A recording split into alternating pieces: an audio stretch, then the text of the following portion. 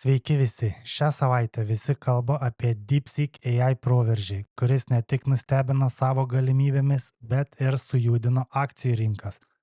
O to pasekoje kripto rinka taip pat sviravo. Tai ir pradėkime nuo Kinijos startuolio DeepSeek, kuris pristatė savo naują R1 AI modelį. Šis AI modelis savo gebėjimais nenusileidžia tokiems gigantams kaip OpenAI, Amazon ir Google. Ši technologija išsiskiria tuo, kad naudoja net 95% mažiau energijos, palyginti su dabartiniais dirbtinio intelekto modeliais. Toks efektyvumas gali pakeisti duomenų centrų operacijas, sumažinti energijos suvartojimą ir optimizuoti AI modelių treniravimą. Po DeepSeek pranešimo apie savo AI proveržį, Nasdaq indeksas patyrė didžiausią dienos kritimą per pastaruosius metus, o Nvidia akcijos nukrito net 16,86%, kas sudarė 593 milijardus dolerių. Taigi, kodėl toks stiprus Nvidia nuosmukis? DeepSeek AI modelis parodė, kad galima pasiekti aukštą efektyvumą be itin galingų Nvidia lustų, kurie tradiciškai buvo būtini AI modelių treniravimui.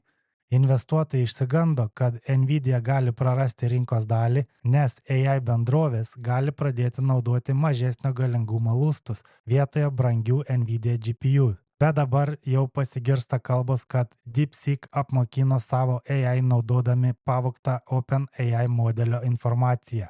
Taigi neaišku dar, kaip čia šita istorija pasibaigs, tik matom, kad mainstream media labai jau nori, kad apie šią istoriją sužinotų visi. Gerai, o dabar pakalbam apie kripto. Kriptovaliutų birža KuCoin pripažino kaltę dėl veikimo kaip nelicenzijuota pinigų pervedimo įmonė Jungtinėse Amerikos valstijose ir sutiko sumokėti $297 milijonus baudą. Be to, KuCoin turės pasitraukti iš JAV rinkos mažiausiai 2 metams. Toliau, Prancūzijos valdžios institucijos atlieka Binance tyrimą. Įtariama, kad bendrovė dalyvavo pinigų plovimo, mokesčių vengimo ir narkotikų prekybos schemose. Tyrimas vyksta po to, kai reguliuotojai nustatė keletą įtartinų operacijų susijusių su nelegaliomis finansinėmis veiklomis. Binance jau susidūrė su teisiniais iššūkiais kitose šalise, įskaitant JAV, ir šis tyrimas gali dar labiau apsunkinti jos veiklą Europoje. O čia Crypto.com paskelbė, kad sausio 31 dieną pašalins USDT ir dar 9 koinus iš savo platformos. Tai susijęs su griežtėjančiu reguliavimu ES, kuris daro spaudimą stablecoinus leidžiančioms bendrovėms. Matome, kad keityklos atsisako USDT, bet per daug jaudintis nereikėtų, nes kol kas, kiek aš girdėjau, visos keityklos, kurios išima USDT, klientams žada jų laikomus USDT pakeisti į kitas stabiliasias monetas, tokias kaip USDC. Todėl jūs pinigų neturėtumėte prarasti, jei laikote savo atsargas būtent USDT pavidalu. Toliau, Čekijos centrinio banko vadovas pasiūlė investuoti 5% šalies rezervo į bitkoiną, kas sudarytų apie 7,3 milijardus dolerių. Tai reikštų vieną didžiausių bitkoinų įsigijimų valstybės mastu. Šis pasiūlymas kol kas nėra oficialiai patvirtintas, tačiau jis rodo, kad kai kurios vyriausybės pradeda rimčiau svarstyti kriptovaliutų integraciją į savo rezervų valdymo strategijas. O man klausimas kyla, kai matau tokias naujienas, ar tie politikai supranta, kas tas bitkoinas ir kodėl jiems to rezervo reikia, ar jie tik bando neatsilikti nuo mados. O čia matom, El Salvadoro bitkoino vizija buvo parduota Tarptautiniam valiutų fondui. Salvadoro kongresas trečiadienį skubiai patvirtino prezidento Bukele pateiktą įstatymo projektą, kuriuo pakeičiama šalies bitkoino įstatymo nuostata, kad jis atitiktų Tarptautinio valiutų fondo reikalavimus. Šis pakeitimas leidžia priimti bitkoiną savarankiškai. Gruodį Salvadoro vyriausybė pasiekė susitarimą dėl 1,4 milijardo JAV dolerių paskolos iš Tarptautinio valiutų fondo, kuris ragino šalį mažinti savo priklausomybę nuo bitkoino. Tarptautinis valiutų fondas ypač pabrėžia, kad bitkoino priėmimas turėtų būti savarankiškas privačiame sektoriuje, o šis reikalavimas buvo įtvirtintas skubiai patvirtintame įstatyme. Toliau, Gary Gensler, buvęs SEC pirmininkas Gary Gensler po prieštaringai vertinamos kadencijos grįžta į Masačusetso technologijos institutą MIT, kur jis užims profesoriaus praktikanto pareigas globalios ekonomikos bei finansų vadybos grupėje. Gensler dėmesys MIT bus skiriamas AI, dirbtinio intelekto ir jo taikymui finansuose, fintech, viešai politikai ir reguliavimui. O čia Gemini generalinis direktorius Tyler Winklevossas pareiškė, kad birža nepriims į darbą nei vieno MIT absolvento, nebent universitetas pašalins buvusi SEC pirmininką Gary Gensler iš dėstytojo pareigų. Na, Garis pagaliau gal gaus to, ko nusipelnė per pastaruosius 4 metus. Taip pat matome, po Gario pasitraukimo kripto ETF-ų su kiekviena diena vis daugėja. Bitwise pateikė paraišką Dogecoin Spot ETF, kuris, jei bus patvirtintas, taps pirmuoju reguliuojamu fondu, leidžiančiu instituciniams investuotojams turėti Doge kaip investicinį turtą. Total Capital pateikė net 10 svertinių ETF, kurie leis investuotojams atidaryti 200% sverto pozicijas tokioms kriptovaliutoms kaip XRP, Solana, Polkadot, Litecoin, Trump ir Melania meme coinams. O čia blockchain technologijų įmonė Ripple pranešė apie pinigų pervedimo licenzijų gavimą New Yorko ir Teksaso valstijose. New Yorkas ir Teksasas yra žinomi dėl griežtų reguliavimo standartų finansinių paslaugų srityje. Gavusi šias licenzijas, Ripple gali legaliai vykdyti pinigų pervedimo operacijas šiose valstijose, užtikrindama atitikti vietos įstatymams.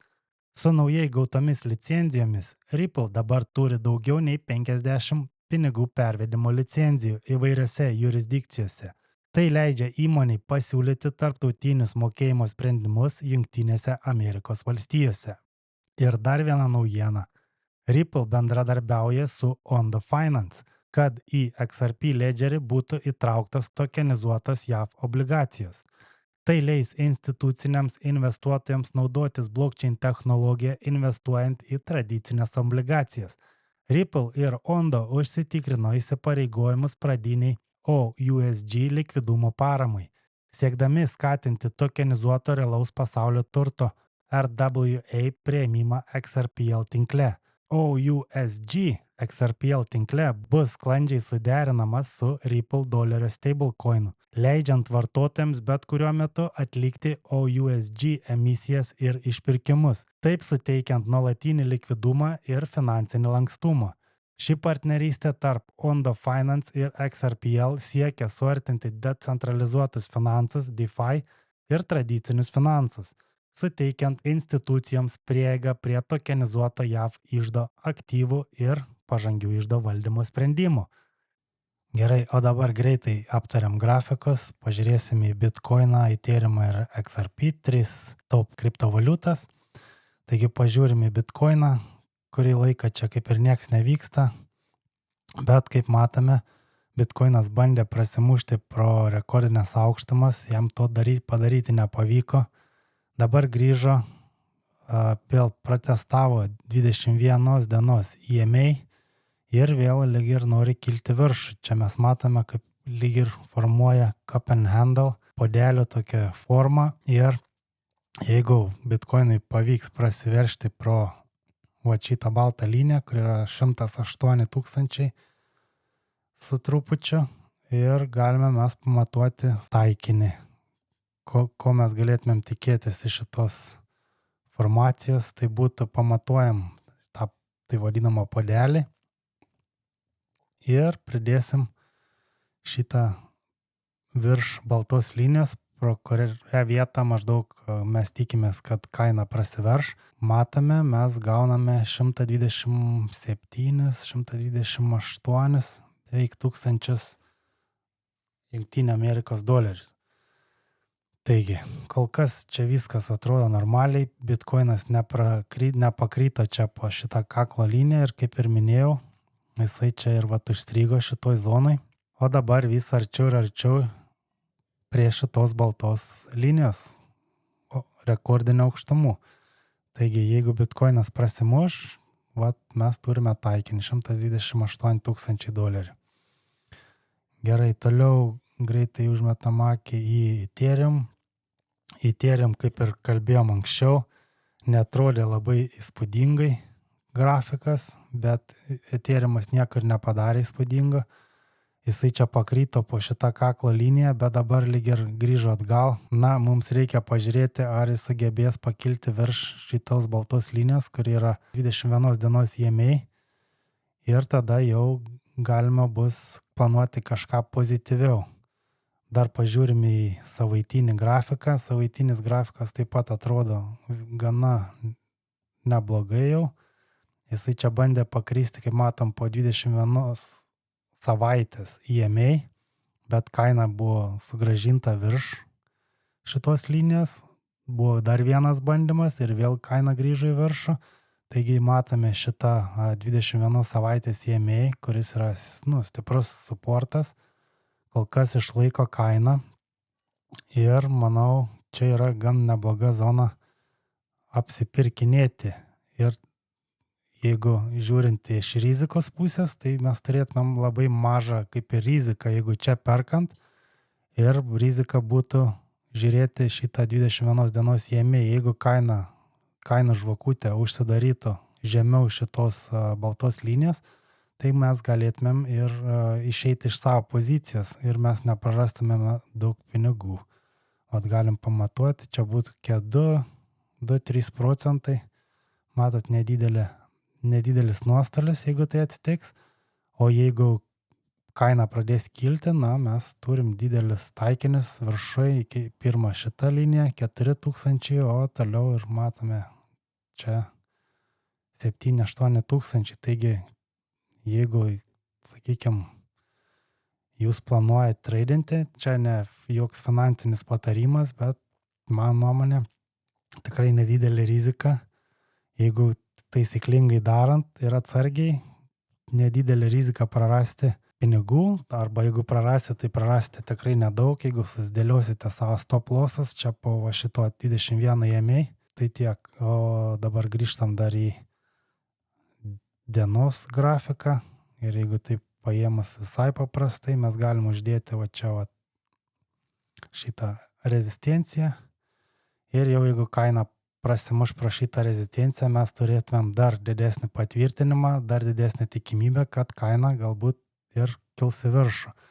Taigi, jeigu susidėlioji šitą, sakykime, poziciją taisyklingai, mes turime labai mažą riziką, ten 2-3%, ir jeigu norite dar didesnę, sakykime, didesnį tikimybę, tai galit palaukti, kol kaina prasimuš pro šitą liniją ir užsidarys žvakutė, sakykime, virš 21 dienos EMA ir šitą rezistenciją. Jeigu kaina kažkur čia užsidarys, tai būtų 3400, tai dar pridės mums pasitikėjimo, kad kaina galbūt ir jau nusprendė keliauti į viršų.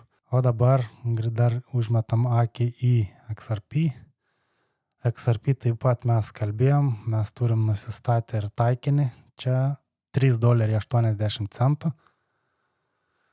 Ir kaip ir kalbėjom čia prieš porą savaičių, kad čia yra didelė rezistencija, praėjusios aukštumos, rekordinės aukštumos. Taigi XRP dar nesugebėjo prasimušti, bet čia formuoja kaip ir bull flagą, mes galime pasimatuoti, užsidėti, sakykime, tokį kaip ir kanalą. Mes matom kanalas čia kaip ir bull flagas iš čia. Ir dabar matom, kad bando prasiveršti iš šio kanalo. O kaip prasiverš iš to kanalo, galime pamatuoti, sakykime, kanalo taikinį. Taigi pamatuojam kanalo plotį ir uždedam, sakykime, prie vietos, kurioje galbūt išsiverš, sakykime, kažkur čia. Ir matom, kad kanalo taikinys sutampa su mūsų prieš tai pamatuotų taikiniu šito trikampio. Taigi viskas sutampa ir mes galime, jeigu XRP prasiverš pro visas šitas rezistencijas, mes galim tikėtis, kad kaina pasieks mūsų taikinį. Nes kaip ir matom, viskas sutampa. Kol kas XRP taip pat išlieka virš 21 dienos EMA ir čia pakrito, bet grįžo kaina vėl į viršų ir dabar kaip ir nieks nevyksta, ruošiasi, manau, prasiveržimui į viršų. Na, žiūrėsim, ką mums kaina toliau parodys, bet kol kas atrodo viskas normaliai ir galima tikėtis didesnių kainų. Tai tiek šiandien, ačiū, kad žiūrėjote, nepamirškite prenumeruoti kanalą, spauskite nykštį, prisidėkite prie šio kanalo augimo dalindamėsi video su draugais. Ir iki kito karto.